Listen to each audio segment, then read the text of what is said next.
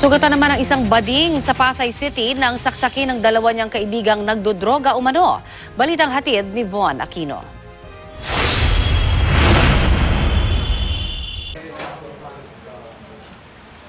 Nagmula sa kalangitan, lumagapak sa kalupaan, narito na sa inyong harapan ang nag-iisang diwata na mukhang kawatan.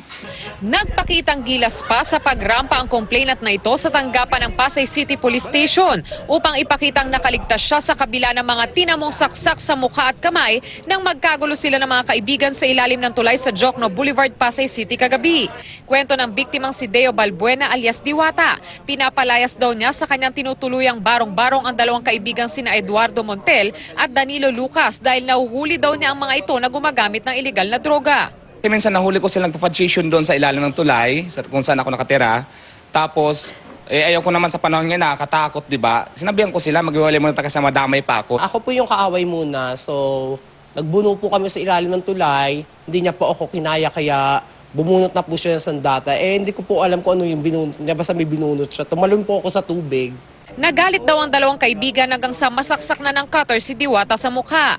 Si Montel ang itinurong sumaksak sa kanya. Nakatakbo pa raw ang dalawa pero inabutan nila ang mga ito sa isang convenience store. Nagpatulong ako doon sa mga gwardiya, so naasisan kami. Itong friend ko naman din tumulong sa akin, kaya nahuli siya. Arestado ang mga suspect pero itinanggi nilang gumagamit sila ng droga bago mangyari ang gulo sa ilalim ng tulay. Nagda-drugs daw ako. Nasa mukha ko niyan, wala sa mukha ko niyan, sir. Sa mukha niyo, tingnan niyo po.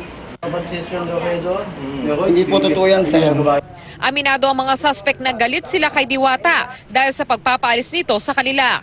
Papalisin niya kami doon sa ilalim ng tulay. Wala nagmamay-ari ng tulay. Pasalamat pa nga siya, yan lang nangyari sa kanya. Siguro na babagay kayo sa kulungan kasi mga kriminal kayo, yon.